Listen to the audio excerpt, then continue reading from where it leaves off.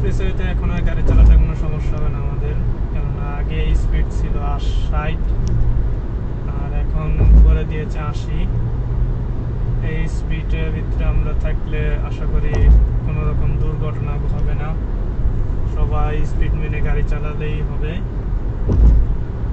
আর আগে তো 60 ছিল, তখন অনেক জোরে গাড়ি চালানো হতো, এখনও চালানো যাবে না তা না, তবে এখন যে নিয়ম করেছে সেতু সড়ক পরিবহন মন্ত্রণালয়, এক্সপ্রেসের উপর দিয়ে গাড়ি চলাচলরত অবস্থায় 80-র উপরে স্পিড থাকলে অটো মামলা হবে, সে মামলা বাসায় চলে যাবে। তার জন্য সবাই আমরা সতর্ক থাকবো, স্পিড অবশ্যই 80-র ভিতরেই চালাবো, 80 ক্রস করব না। আর একটি গাড়ি 3বার, অর্থাৎ 3বার যখন মামলা খাবে ওই অটো স্পিডের জন্য, এই স্পিড লিমিটেড না মেনে যখন 3বার মামলা খাবে অতিরিক্ত স্পিডের জন্য, তখন সেই গাড়িটি আর এক্সপ্রেসওয়েতে উঠতে পারবে না, এরকম একটিও খবর সেতু বিভাগ থেকে এসেছে। তবে এটা কতটুকু সম্ভাবনা হবে বুঝতে পারতেছি না। তো আমরা চেষ্টা করব এখন থেকে স্পিড মেনে স্পিড লিমিটেড থেকে গাড়ি চালানোর জন্য, কেননা যত গতি ততই ক্ষতি। স্পিড 80 মানে অনেক, এর উপরে গাড়ি চালানোই ঝুঁকিপূর্ণ।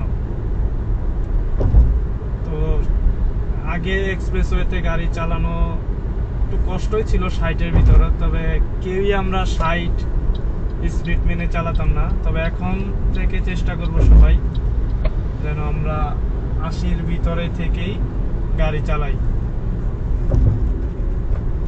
আর এক্সপ্রেসওয়েতে যে আগের যে এইগুলো ছিল স্পিড লিমিটের যে নিশানা, সেগুলো এখনো বেশ কিছু জায়গায় 60-ই দেওয়া আছে, তবে রাস্তার বিভিন্ন জায়গায় এখন লাইটিং যে অপশনগুলো ছিল, আগে 60 ছিল এখন 80 সেখানে করে দিয়েছে তারা।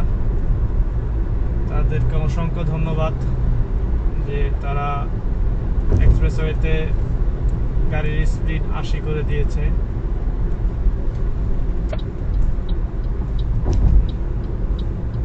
তো যারা এক্সপ্রেসওয়েতে গাড়ি চালাবেন অবশ্যই স্পিড মেনে গাড়ি চালাবেন।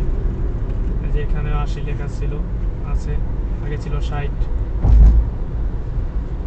আর এক্সপ্রেসওয়েতে মামলা তো এখন অটোই হবে, এখন আর পুলিশ সম্ভবত যে তারপরে যে এখানে মামলা দিচ্ছে কিছু সার্জেন্ট স্যাররা, পুলিশ স্যাররা, এই যে একজনকে সিগন্যাল দিচ্ছে দেখতে পাচ্ছি, সম্ভবত ভিআইপি বাসটাকে সিগন্যাল দিয়েছে, এই যে একটা ভিআইপি বাস।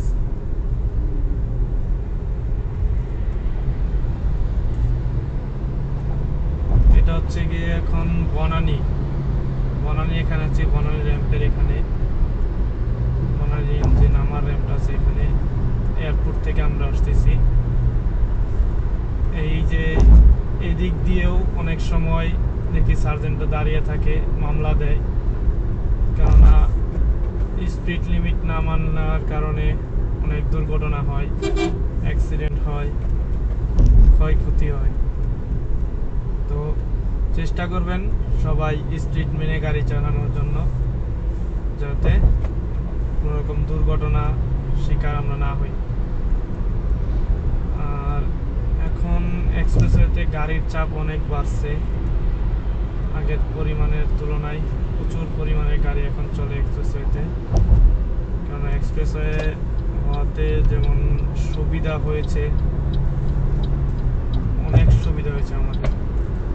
সেই এয়ারপোর্ট থেকে উঠে আমি একদম এফডিসির গেটের এখানে চলে যাচ্ছি সর্বোচ্চ গেলে 10 থেকে 15 মিনিটের ভিতরে, আর নিচ দিয়ে আসতে গেলে সময় প্রায় 1 ঘন্টা সময় লেগে যায়। অনেক সময় রাস্তায় যে জ্যাম পড়ে, প্রচুর পরিমাণের জ্যাম, তার জন্য এক্সপ্রেসওয়ে হয়েছে।